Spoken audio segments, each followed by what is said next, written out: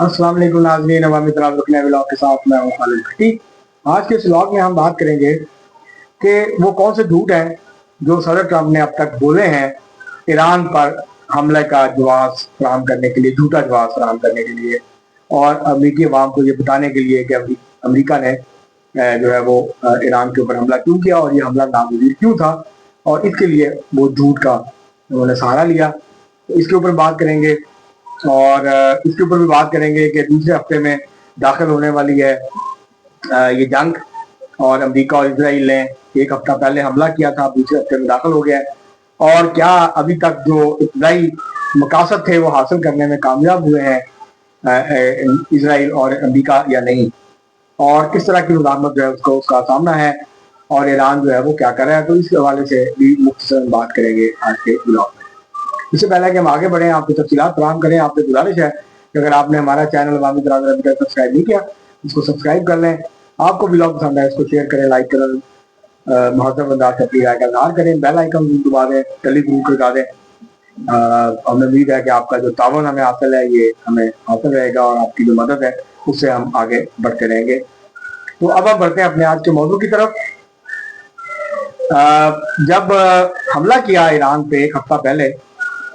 Israel ने और America ने, तो मुख्तलिफ मौक़ों पर मुख्तलिफ बातें सामने आई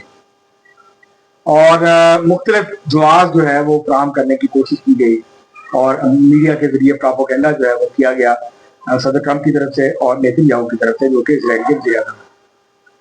अब हम एक एक करके जायजा लेंगे कि वो दो तीन बड़े झूठ क्या थे। सबसे पहले तो हम बात करेंगे कि सदर ट्रंप ने यह दावा किया कि ईरान जो है वो एटमी हथियार बनाने के बिल्कुल करीब था, और अगर हम हमला ना करते तो ईरान एक हफ्ते में या चंद दिनों में एटमी हथियार बना लेता। अब अगर ये जो बयान है सदर ट्रंप का, इसको हम पिछले साल जून में जब अमेरिका और इसराइल ने ईरान पे हमला किया था और 12 रोजा जंग के बाद फिर सीज फायर हो गया था, जंग बंदी हो गई थी, तो उस वक्त जो फतह का ऐलान किया था सदर ट्रंप ने, उसमें सदर ट्रंप ने ये कहा था कि हमने अमेरिका ने जो है वो अपने बड़े जहाजों के जरिए B-2B और B-52 जो बॉम्बर्स हैं उनके जरिए ईरान के एटमी प्रोग्राम को तबाह कर दिया, और अब ईरान जो है वो कभी एटमी हथियार नहीं बना सकेगा। हमने जो है वो बड़े जो है बॉम्ब गिरा के उसको जो है बिल्कुल निस्तनाबूद कर दिया है, अब ईरान का एटमी प्रोग्राम खत्म हो गया है। तो अगर अब सवाल ये पैदा होता है कि या सदर ट्रंप जो है वो उस वक्त झूठ बोल रहे थे पिछले साल जून में, या सदर ट्रंप अब झूठ बोल रहे हैं। और लगता यह है कि उन्होंने एटमी तंजीमात पे हमला जरूर किया था और उससे ईरान के एटमी प्रोग्राम को नुकसान पहुंचा था, लेकिन वो मुकम्मल तौर पे खत्म नहीं हुआ था, क्योंकि जो अफजूदा जो यूरेनियम था उसको वहां से शिफ्ट कर दिया गया था। तो ईरान के पास एक वो एटमी तंजीमात के अलावा और भी एटमी तंजीमात है जहां उन्होंने अपना यूरेनियम जो है उसको रखा हुआ है। तो अगर तो ये बात दुरुस्त है कि ईरान जो है वो एटमी हथियार बना रहा था और उसके बिल्कुल करीब था, तो एक हफ्ता गुजरने के बावजूद अब तक ईरान की किसी एटमी तंजीम पे अमेरिका और इसराइल ने हमला नहीं किया। अगर इस जंग का मकसद, इस हमले का मकसद ईरान को एटमी ताकत बनने से रोकना था, तो फिर सवाल ये पैदा होता है कि अब तक सदर ट्रंप ने और अमेरिकी फौज ने और इसराइल की फौज ने क्यों एटमी तंजीमात पे हमला नहीं किया? क्योंकि इंटरनेशनल जो एटॉमिक एनर्जी एजेंसी है वो ये कहती है, IAEA, कि जी अभी तक जो है हमारे पास कोई इत्तला नहीं है, और अभी तक ईरान के किसी हिस्से से ताबकारी मवाद के खारिज होने की कोई इत्तला नहीं है, क्योंकि जब हमला होगा तो लाजमी बात है उसके नतीजे में ताबकारी मवाद जो है वो खारिज होगा। तो एक तो ये बहुत बड़ा झूठ था, और इसको बुनियाद बना के, बहाना बना के अमेरिका ने चढ़ाई की। आपको याद होगा जब इराक पे चढ़ाई की थी तो बरतानिया के उस वक्त के वजीर आजम टोनी ब्लेयर और उस वक्त के अमेरिका के सदर जो है वो जॉर्ज बुश जूनियर और उस वक्त के नायब सदर डिक चेनी और कॉन्डोलीजा राइस और कॉलिन पावल, ये सब लोग सुबह शाम दोपहर हमें बताते थे कि इराक के पास बड़े मिकदार में तो बड़े पैमाने पे तबाही मचाने वाले हथियार हैं, the weapons of mass destruction. ये उस वक्त आम फिक्रा था जो हर रोज हमें सुनने को मिलता था, और फिर कुछ नहीं निकला। इराक तबाह बर्बाद हो गया, हजारों लोग मारे गए, इंफ्रास्ट्रक्चर तबाह हो गया, एक अच्छा खासा डेवलप जो मुल्क था उसको राख का ढेर बना दिया गया, उसको तबाह बर्बाद करके रख दिया गया, और आज तक इराक उसे संभल नहीं सका।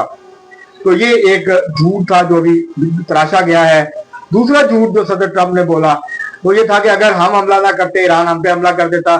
اس کے بھی کوئی واضح ثبوت نہیں ملتے اور ابھی تک کوئی کسی جو ہے وہ غیر جانبدار ذرائع سے آزادانہ ذرائع سے اس بات کی تصدیق نہیں ہوئی کہ ایران ایسی بھی پلاننگ کر رہا تھا کہ اسے حملہ کرنا ہے. 1979 سے اب تک ایران نے کسی پہ بھی حملہ نہیں کیا اور اگر کوئی ایسی ہسٹری نہیں ہے تو اب ان کو کیا ضرورت تھی کہ وہ کہتے ہیں بیل مجھے مار, کیونکہ امریکہ اور اسرائیل تو بہانہ ڈھونڈ رہے تھے ایران کے اوپر حملہ کرنے کا, تو ایران ان کو کیوں جواز فراہم کرے گا یا خود ان کے اوپر چڑھائی کرے گا. تو یہ لڑائی تو اس کو ایران کو سوٹ نہیں کرتی ہے. اب وہ اپنی سروائیول کی جنگ لڑ رہے ہیں, وہ کوئی جارحیت کی لڑائی نہیں لڑ رہے ہیں. ان کے اوپر جارحیت ہوئی ہے اور وہ اپنا دفاع کرنے کی کوشش کر رہے ہیں, اپنی سروائیول کی لڑائی لڑ رہے ہیں. جو ملک کمزور ہوتا ہے فوجی لحاظ سے وہ ایک بڑے طاقتور ملک کے اوپر حملہ نہیں کرتا, بلکہ جب طاقتور ملک کی طرف سے حملہ ہوتا ہے تو وہ اپنا دفاع کرتا ہے, اپنے آپ کو بچانے کی کوشش کرتا ہے. یہ ایران اس وقت کر رہا ہے. امریکہ کی جو اور اسرائیل کی جو اسٹریٹجی ہے وہ جارحیت کی ہے, وہ جارحانہ ایگریسو ہے. ایران کی سروائیول کی ہے, وہ ڈیفینسو اسٹریٹجی کے ساتھ آگے بڑھے ہیں, تو اس لیے ان کا کوئی ایسا ڈیزائن نہیں تھا. اور یہ ایک بڑا جھوٹ جو ہے وہ صدر ٹرمپ نے بولا کہ جی ہم حملہ نہ کرتے تو ایران حملہ کر دیتا. مقصد یہ ہے کہ جو انجسٹیفائڈ وار ہے جس کا کوئی جواز نہیں تھا مذاکرات کے بیچ میں, اور عمان جو ہے وہ یہ دعویٰ کر رہا تھا, عمان کے وزیر جو تھے وزیر خارجہ ایران کے حکام موجود تھے عمان کے, وہ یہ کہہ رہے تھے کہ ہم معاہدے کے قریب پہنچ گئے ہیں اور ایران نے بہت ساری شرائط تسلیم کر لی تھی. تو اس کے بعد اس جنگ کا کوئی جواز نہیں تھا, لیکن کیونکہ اپنی بالادستی کے لیے خطے کے اوپر اسرائیل کی بالادستی کے لیے اور اپنے سامراجی مفادات کو پورا کرنے کے لیے حملہ کرنا ضروری تھا, تو امریکہ نے جو ہے وہ جواز ایک بہانہ بنایا اور جھوٹا بہانہ بنا کے ایران کے اوپر چڑھائی کر دی. تو یہ بات بھی جو ہے وہ صحیح نہیں ہے ٹرمپ کی طرف سے. تیسرا یہ تھا کہ وہ بیلسٹک میزائل امریکہ تک پہنچ جاتے, یہ تیسرا بڑا جھوٹ بولا. ایران کا بیلسٹک پروگرام, اس کی جو میکسیمم اس کی جو بیلسٹک میزائل جا سکتے ہیں وہ 2000 کلومیٹر ہے.